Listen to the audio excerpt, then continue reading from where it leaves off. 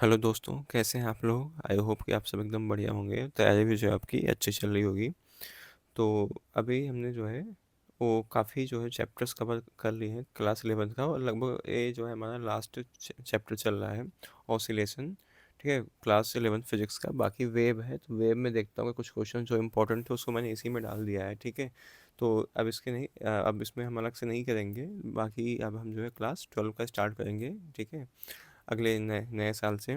ठीक है, तो आज हम लोग जो है ऑसिलेशन के जो क्वेश्चन करने वाले हैं यहाँ पे। तो चलो जो है वीडियो शुरू करते हैं। ठीक है, तो पहला हमारा जो आज का क्वेश्चन है, पहला है कि oscillation motion is a motion which. दोलन गति वह गति है जो केवल क्या है, केवल सीधी रेखा में चलती है, मतलब moves in a straight line, repeats itself at regular intervals, moves with constant speed and moves over upward. ठीक है, तो क्या होगा इसका? देखो, जो ऑसिलेशन होता है, ऑसिलेशन की परिभाषा ही होती है कि मतलब ऑसिलेशन ना, मतलब वह गति है जो माध्य, मतलब माध्य स्थिर, मतलब मीन पॉइंट के आसपास जो है समय अनुसार पर बार बार दोहराई जाती है। सपोज है एक है आपका, इसको बोलते हैं मीन पोजीशन। मान लो कोई बॉब है, ठीक है, जब रेस्ट पे है, यहाँ पे है, इसको बोलते हैं मीन पोजीशन। ठीक है, जब आप इसको हल्का सा मतलब यहाँ पे ले जाके कर छोड़ोगे ऐसे, तो बार बार ना ये ऐसे ऐसे, ये यहाँ से फिर इधर आएगा, फिर इधर जाएगा, फिर इधर आएगा। ठीक है, फिर इधर जाएगा। तो ये जो बार बार ये दोलन वाली जो प्रक्रिया होती है, इसी को क्या बोलते हैं? ऑसिलेशन। ठीक है, तो क्या है समय, ठीक है, समान जो है यहाँ पे टाइम पीरियड होता है। ठीक है, repeats itself about mean position at equal intervals of time. तो कौन सा ऑप्शन सही होगा इसका? जो है वो ऑप्शन बी जो है वो सही होगा, repeats itself at regular intervals. अगला क्वेश्चन है कि which of the following is an example of oscillatory motion. निम्नलिखित में से कौन सा जो है ऑसिलेटरी मोशन का एग्जांपल है? तो पहला क्या है? Rotation of fan. Rotation of fan क्या आपको लगता है कि ऑसिलेशन का एग्जांपल है? अभी इसी से कंपेयर करो जो मैंने बॉब का आपको एग्जांपल दिया था। ठीक है, इसको बोलते हैं, ये जो मतलब जब आप यहाँ से इधर से आएगा ना, ये तो ये जो सबसे लास्ट पॉइंट होता है इसको बोलते हैं क्या? Extreme point. ठीक है, इधर भी क्या होता है? Extreme point. ठीक है, तो पंखे का घूर्णन क्या मतलब है रोटेशनल मोशन का एग्जांपल? तो बिल्कुल नहीं। Motion of a car on road, ये भी नहीं है। मोशन ऑफ पेंडुलम, यही जो पीछे में बताया ना एग्जांपल, यही क्या है? पेंडुलम है। ठीक है, तो और पीछे क्या है? फ्लोइंग ऑफ, फ्लोइंग रिवर मतलब बहती हुई नदी। तो क्या होगा इसका? सी, इसका होगा ऑप्शन। ठीक है, लोलक की गति या फिर पेंडुलम, मोशन ऑफ पेंडुलम। ठीक है, किसका एग्जांपल है? ऑसिलेटरी मोशन का। ठीक है, अगला क्वेश्चन है कि the position of rest in oscillatory motion is called extreme, mean, zero position and D क्या है? Reference position. तो क्या होगा इसका जो है ऑप्शन? मैंने आपको चलो इसी एग्जांपल समझो। देखो, जब कोई जो है बॉब यहाँ रेस्ट पे थी, तो क्या थी इसका? इसका नाम क्या था? Mean position. मीन पोजीशन पे जो बॉब होती है कहाँ? रेस्ट पे होती है। ठीक है, तो वही चीज़ आपसे यहाँ पे पूछ रहा है कि जब position of rest in oscillatory motion is called. तो आप सबको पता है, अब तो चले गए ना, होगा ना, क्या बोलते हैं? Mean position. जब क्या होता है, जो बॉब है ऐसे जब ये रेस्ट पे होता है ना, इसे क्या बोलते हैं? Mean position. ठीक है, अगला है the maximum displacement from mean position is called. Maximum displacement, इसी से जैसे सब बॉब है ना, ये क्या हुआ? इसका मीन पोजीशन हो गया। यहाँ हल्का से आपने इसको ले आए और छोड़ दिए, फिर यहाँ पे क्या होगा? इसका मैक्सिमम जो है वो क्या होगा? डिस्प्लेसमेंट होगा ना, यहाँ से यहाँ। तो ये इस पॉइंट को मैंने क्या नाम दिया था? आप पीछे जाकर रिकॉल करो। ठीक है, और फिर मुझे इसका जो आंसर है कमेंट सेक्शन में बताना है। बहुत ही sorry, the maximum displacement from mean position is called. ठीक है, तो क्या होगा? Frequency, time period, amplitude and phase. तो क्या होगा? ठीक है, देखो, जो मैक्सिमम डिस्प्लेसमेंट है फ्रॉम मीन पोजीशन, इसके इसी क्या बोलते हैं? एम्पलीट्यूड। जो मैक्सिमम डिस्प्लेसमेंट हो रहा है ना, इसी क्या बोलते हैं? इसका आयाम बोलते हैं। ठीक है, आवृत्ति बोलते हैं। ठीक है, तो इसको मैंने आपको नहीं बताया था अभी, ठीक है, मैं बस एक्सट्रीम पोजीशन बताया था। ठीक है, डिस्प्लेसमेंट मतलब क्या होता है कि आप जो जगह जहाँ से जाए वहाँ फिर वापस आ जाए, उसे क्या बोलते हैं? जैसे मेन पोजीशन शुरू हुई यहाँ तक आई, यहाँ से फिर मेन पोजीशन पर आ जाए, इसे क्या बोलते हैं? एम्पलीट्यूड या फिर आयाम। ठीक है, SI unit of amplitude, amplitude की जो है एसआई यूनिट क्या होती है? तो क्या होती है इसके? मीटर होती है ना, मतलब बी ऑप्शन जिसका सही है। Time taken to complete one oscillation is called, मतलब जो एक, जैसे सपोज पता है एक ऑसिलेशन कब हो जाएगा? जैसे मान लो यहाँ पे कोई बॉब है, ये आपने यहाँ छोड़ा, ठीक है, यहाँ से फिर यहाँ पे आएगा ना, फिर यहाँ से यहाँ पे जाएगा, फिर यहाँ से यहाँ पे आएगा। तो वही जो एक बार जो ये पूरा प्रक्रिया होने का मतलब जो प्रोसेस होता है, इसे क्या बोलते हैं? ऑसिलेशन बोलते हैं। तो इसी को, इस टाइम टेकन को क्या बोलते हैं? ठीक है, जो समय इसमें लगता है एक ऑसिलेशन कंप्लीट होने में, तो क्या इसको क्या बोलते हैं? Frequency, velocity and time period. क्या होगा इसका? आवर्तकाल बोलते हैं, टाइम पीरियड। ठीक है, हाँ। तो आगे चलते हैं, अगला क्वेश्चन देखते हैं, क्वेश्चन नंबर 7। क्वेश्चन नंबर 7 में देखो बोल रहा है कि SI unit of time period, तो कोई भी हो कहीं भी हो टाइम पीरियड की एक ही एसआई यूनिट होती है, सेकंड। अगला फ्रीक्वेंसी डिफाइंड है, फ्रीक्वेंसी क्या होती है? Time for one oscillation, number of oscillation per second, distance covered in oscillation and force causing oscillation. तो क्या होगा इसका? फ्रीक्वेंसी इज इक्वल टू होता है number of oscillation per second. ठीक है, एक सेकंड में जो ऑसिलेशन होता है उसी को क्या बोलते हैं यहाँ पे? फ्रीक्वेंसी। मतलब कि ऑप्शन बी आपका जो है सही है, number of frequency, number of oscillation per second is equal to क्या इसे बोलते हैं? फ्रीक्वेंसी। ठीक है, अगला क्वेश्चन है कि SI unit of frequency, frequency की आपको यहाँ पे एसआई यूनिट बतानी है, क्या होती है? हर्ट्ज होती है। ठीक है, याद रखना इंपॉर्टेंट है। Relation between time period and frequency, आपको टाइम पीरियड और फ्रीक्वेंसी में जो है आपको यहाँ पे से बताना रिलेशन। देखो फ्रीक्वेंसी इक्वल टू क्या होता है? 1/, टाइम पीरियड। ठीक है, या फिर टी इक्वल टू क्या हो जाएगा? 1/f। ठीक है, ए फ्रीक्वेंसी, एफ फॉर फ्रीक्वेंसी यहाँ पे हो गई, टी फॉर टाइम पीरियड, तो इनका जो है ये रिलेशन होता है। मतलब क्या है? बी ऑप्शन आपका यहाँ पे सही है ना। तो motion of S H M is, if restoring forces, गति एस एच एम होती है यदि पुनर्स्थापन बल कांस्टेंट हो, proportional to displacement and opposite in direction, zero हो and maximum at mean position. तो 11 क्या होगा यहाँ पे? In S H M restoring force is directly proportional to displacement and act toward mean position. ठीक है, मतलब क्या होगा? वो बी ऑप्शन सही होगा, proportional to displacement and opposite in direction. ठीक है, तो विस्थापन के समानुपाती तथा विपरीत दिशा में होता है। ठीक है,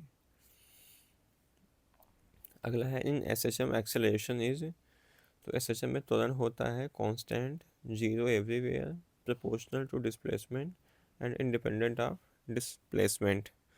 ठीक है, तो देखो acceleration is maximum at extreme point. ठीक है, मतलब चरम स्थिति, एक्सट्रीम पॉइंट को बोलते हैं क्या? चरम स्थिति पर जो है त्वरण क्या होता है आपका? अधिकतम होता है ना। तो क्या होगा इस हिसाब से आपका ऑप्शन जो थर्ड, सॉरी हाँ, अ, एक मिनट, सॉरी यहाँ पे ना,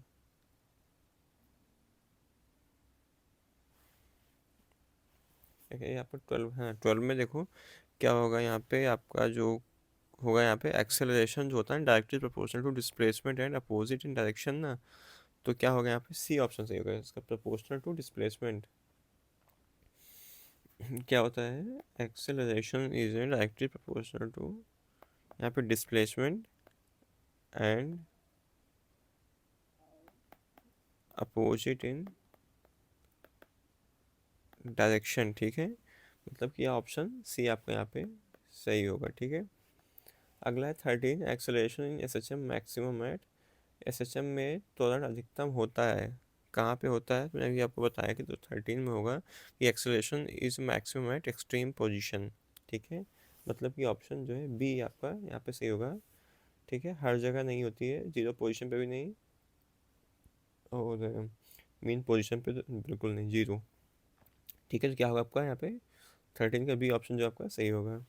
अगला क्वेश्चन है क्वेश्चन नंबर 14, इसमें बोला कि velocity in S H M at is maximum at, S H M में वेग जो है अधिकतम होता है एक्सट्रीम पोजीशन पे, मीन, बोथ एंड जीरो। तो मैंने भी आपको बताया कि देखिए at extreme position the body changes direction. जो एक्सट्रीम पोजीशन देखो, ऐसे जो बॉब होता है ना, जब यहाँ से इसका क्या आपका हो गया, एक्सट्रीम पोजीशन था, ठीक है। तो जब यहाँ से जो है ना, जब बॉब पहुँचेगा फिर ये इधर मेन पोजीशन की तरफ आने की कोशिश करेगा ना, तो यहाँ पे आपकी वेलोसिटी क्या होती है, जीरो हो जाती है, ठीक है। इसलिए क्या होगा आपका यहाँ पे मतलब extreme position, mean position, both end zero. तो जो वेलोसिटी जो होती है मैक्सिमम कहाँ पे होती है, मीन पोजीशन पे होती है, ठीक है। एक एक्सट्रीम आपका यहाँ होगा ना, तो देखो यहाँ यहाँ से देखने में तो लगेगा कि आप अगर आप इसे कोई नॉर्मली इसे देखें तो उसको ये तो लगता है ना कि मतलब एक्सट्रीम पे सबसे मैक्सिमम होगी। तो एक्सट्रीम पे क्या होती है, यहाँ पे पोजीशन चेंज होती है, ठीक है। क्या होती है, पोजीशन चेंज होती है, तो वेलोसिटी क्या हो जाती है, फिर जीरो हो जाती है यहाँ पे एक्सट्रीम पोजीशन पे। तो क्या होगा, बी ऑप्शन जिसका आपका सही होगा, ठीक है। Velocity in S H M maximum at mean position, velocity in S H M is zero at, velocity जो है एस एच एम में कहाँ पे जो है जीरो होती है। तो अभी मैं पीछे आपको बताया कहाँ पे, एक्सट्रीम पोजीशन पे, ठीक है। यही ना, यही देखो क्या है, वेलोसिटी आपकी जीरो है एक्सट्रीम पोजीशन पे। ए सिंपल पेंडुलम कंसिस्ट ऑफ, सरल लोलक बना होता है, heavy rod, Bob suspended by light string and spring and mass and right wire. तो क्या होगा 16 का आपका, ए simple pendulum is equal two point mass plus light string, ठीक है। ये लाइट स्ट्रिंग मतलब ये रस्सी, और बॉब मतलब कोई मास, ठीक है। तो क्या हो जाएगा आपका 16 का यहाँ पे बी ऑप्शन यहाँ पे सही होगा। अगला है क्वेश्चन नंबर 17। 17 में बोल रहा है कि time period of simple pendulum depends on, जो टाइम सरल लोलक होता है इसका आवर्तकाल निर्भर करता है, मास of Bob, length of pendulum, shape of bob and amplitude only. तो क्या होगा इसका, देखो जो इसका टाइम पीरियड होता है ना, T equal to 2 pi upon under root L by G. L a string की लेंथ होती है, ठीक है। और जी तो क्या होती है, एक्सेलरेशन ड्यू टू ग्रेविटी, तो कांस्टेंट ही होती है। और टी इक्वल टू 2 पाई भी क्या होता है आपका, कांस्टेंट ही होता है। तो सिर्फ डिपेंड किस पे करता है आपका, स्ट्रिंग की लेंथ पे, ठीक है। क्या होता है, स्ट्रिंग की लेंथ पे सिर्फ डिपेंड करता है, आप जो एक पेंडुलम होती है इसका जो टाइम पीरियड, ठीक है, सिर्फ किस पे डिपेंड करता है, स्ट्रिंग की लेंथ पे। तो मतलब कौन सा ऑप्शन सही है यहाँ पे आपका, देखो गोले के दरमियान पर लेंथ ऑफ पेंडुलम, लोलक की लंबाई पर ना, सही है, बी होगा सही, ठीक है। तो क्या होगा आपका 17 का जो है बी ऑप्शन आपका सही होगा। अगला है क्वेश्चन नंबर 18 में बोला है कि time period of a simple pendulum is independent of, सरल लोलक का आवर्तकाल जो है स्वतंत्र होता है, length, gravity, mass of bob and acceleration due to gravity, है ना। तो क्या होगा 18 का यहाँ पे देखो, mass does not appear in formula T ना, अभी मैंने आपको पीछे वाला टाइम पीरियड बताया, उसमें तो कहीं मास पे तो डिपेंड कर नहीं था, लेंथ भी था उसमें, ग्रेविटी भी था, मास ऑफ बॉब ठीक नहीं था ना, कहीं एक्सेलरेशन ड्यू टू ग्रेविटी भी थी। चाहे ग्रेविटी बोलो चाहे एक्सेलरेशन ड्यू टू ग्रेविटी बोलो, बात लिखी हुई, ठीक है। तो क्या होगा, मास ऑफ बॉब पे देखो यहाँ पे कहीं मास वाला टर्म तो आया ही नहीं आपका, ठीक है। तो मास पे मतलब उसके जो द्रव्यमान होता है पेंडुलम का, उस पर डिपेंड नहीं करता है, ठीक है। अगला है formula of time period of a simple pendulum. तो पीछे हालांकि मैंने आपको बता दिया था, ठीक है। तो क्या होगा यहाँ पे, टी स्क्वायर टू होता है 2 pi under root L by G, जहाँ पे एल क्या है आपका, लेंथ ऑफ स्ट्रिंग, और जी क्या था, ग्रेविटी। बाकी पाई तो आपको पता है, पाई की आप वैल्यू रख दो बस, या तो ठीक है, चाहे जैसे चाहे पॉइंट में रखो चाहे अपॉन में रखो, बट पाई की वैल्यू तो कांस्टेंट ही रहती है, कभी बदलेगी थोड़ी हो। बाकी ये आपकी जो है टाइम पीरियड का फॉर्मूला होता है, ठीक है। अगला है टाइम पीरियड इंक्रीज व्हेन, आवर्त काल बढ़ता है जब length increases, gravity increases, mass increases and amplitude decreases. तो 20 क्या होगा, देखो, according to Hooke's law, according to Hooke's law, ठीक है, सॉरी, एक मिनट यार मैंने कर दिया। तो यहाँ पे पूछा, आपसे पूछा टाइम पीरियड इंक्रीजेज व्हेन, तो टी इक्वल टू क्या होता है, directly proportional to under root L ना। मतलब अगर क्या होगी, लेंथ इंक्रीज करेगी तो क्या होगा, टाइम पीरियड आपका क्या होगा, इंक्रीज होगा। तो जितनी आप देखो इस बॉब की जितनी लंबाई नहीं, इसे इसके लेंथ स्ट्रिंग की बढ़ाते जाओगे इसको, इस चीज़ को, उतना आपका क्या है, टाइम पीरियड क्या आपका बढ़ता चला है। जितना छोटा होगा उतना तेज आएगा, ठीक है, समझ गए ना इस चीज़ को। जितना छोटी स्ट्रिंग उतनी तेज आएगी जाएगी, और जितना बड़ा हो जाएगा उतना क्या होगा, टाइम पीरियड आपका वो कम हो जाएगा, ठीक है। तो time period increase when, time period period जो है कब बढ़ेगा, जब लेंथ बड़ी होगी ना। तो पहले ही ऑप्शन देखो इसका सही है, बोलता क्या लंबाई बढ़ती है, बाकी आपको नीचे जाने की जरूरत ही नहीं है। ग्रेविटी तो कांस्टेंट ही होती है, मास तो इसमें होता ही नहीं, मास का कोई मतलब ही नहीं है। एम्पलीट्यूड डिक्रीज, चाहे आप 10 किलो का बॉब हो चाहे 50 किलो का बॉब हो, बात वही पड़ेगी, ठीक है। एम्पलीट्यूड डिक्रीज गलत बात, तो क्या होगा इसका पहले ऑप्शन जो आपका सही होगा। अगला क्वेश्चन है कि restoring force in spring is given by, spring में पुनर्स्थापन बल दिया दिया जाता है, Newton's law, Hooke's law, pascal law and Boyle's law. तो देखो इसमें अकॉर्डिंग टू के बाद इसको दिया था हुक्स ने, तो Hooke's law equal to F equal to होता है माइनस के एस, ठीक है। यहाँ पे जो होता है के क्या होता है, स्प्रिंग कांस्टेंट इसको बोलते हैं के को, ठीक है। और एक्स एक्स जो आपकी लेंथ होती है, तो क्या होगा आपका यहाँ पे 21 का बी ऑप्शन जो आपका यहाँ पे सही होगा, ठीक है। अगला है Hooke's law is valid within elastic limit, plastic limit, breaking point and everywhere. तो क्या होगा, देखो valids only up to the elastic limit, केवल प्रत्यास्थ सीमा तक ही मान्य होता है, मतलब कि फर्स्ट ऑप्शन जो है आपका सही होगा। अगला क्वेश्चन है कि time period of spring mass system depends on, spring द्रव्यमान प्रणाली का आवर्तकाल निर्भर करता है मास एंड स्प्रिंग कांस्टेंट पे, ग्रेविटी पर, amplitude only and shape of the spring. तो क्या होगा 23 का, टी स्क्वायर टू क्या होता है, इसका फॉर्मूला टी स्क्वायर टू होता है 2 pi under root M by K, ठीक है। यहाँ पे आपका ये मास हो गया एम, और के क्या हो गया, ये स्प्रिंग, ठीक है, कांस्टेंट हो गया, ठीक है। एक इसके लिए है time period of spring mass system, ठीक है। तो स्प्रिंग अगर मास सिस्टम चाहे ये हो गया, चाहे सपोज मतलब कैसे भी स्प्रिंग हो, इसमें कोई मास लगाओ, ठीक है। तो इसके लिए फार्मूला वैलिड है स्प्रिंग मास सिस्टम के लिए, ठीक है। तो उसके और पीछे वाला टाइम पीरियड का फार्मूला था वो किसके लिए था, वो स्प्रिंग मास सिस्टम के लिए था, ठीक है। और एक किसके लिए है, स्प्रिंग मास सिस्टम के लिए है, ठीक है। तो देखो दोनों फार्मूले अलग है, उसमें मास का कोई रोल नहीं था इस, बट स्प्रिंग मास सिस्टम में आपका क्या है, देखो स्प्रिंग स्प्रिंग मास सिस्टम में यहाँ पे देखो, यहाँ पे मास आ रहा है ना, तो मास पे डिपेंड करेगा ये। और के फॉर यहाँ पे स्प्रिंग कांस्टेंट है, याद रखना भूलना नहीं, एग्जाम में पूछा जा सकता है, ठीक है। तो क्या हो, इसका ऑप्शन जो है आपका ए जो है वो सही होगा, ठीक है। Spring and sorry mass and spring constant, ठीक है। इस फॉर्मूले को याद रखना, इससे न्यूमेरिकल भी पूछा जा सकता है आपसे। अगला क्वेश्चन है क्वेश्चन नंबर 24, इसमें बोला है कि टोटल एनर्जी इन एसएचएम रिमेन्स, एसएचएम में कुल ऊर्जा रहती है zero, variable, constant and infinite. तो 24 का यहाँ पे कौन सा ऑप्शन सही होगा, तो देखो टोटल एसएचएम में kinetic energy plus potential energy क्या होती है आपकी,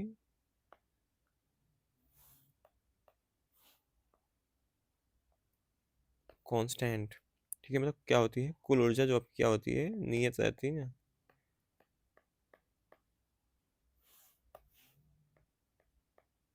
ठीक है। तो क्या होगा ऑप्शन आपका सी जो है यहाँ पे सही होगा, ठीक है। Total energy in system remain constant, kinetic energy plus potential energy is equal to constant. तो हमारा जो अगला क्वेश्चन है इसमें बोला गया potential energy is maximum at, तो मतलब जो स्थितिज ऊर्जा होती है ये अधिकतम होती है। बेसिकली हम यहाँ पे क्या किसकी बात ये कर रहा है, एसएचएम की बात कर रहा है ना, किसकी बात कर रहा है, एसएचएम की, ठीक है। तो mean position, extreme position and everywhere and Midway. सबसे पहले इसके लिए आपको जो है फॉर्मूला पता होना चाहिए। तो यू इक्वल टू क्या होता है, हाफ के एक्स स्क्वायर, या फिर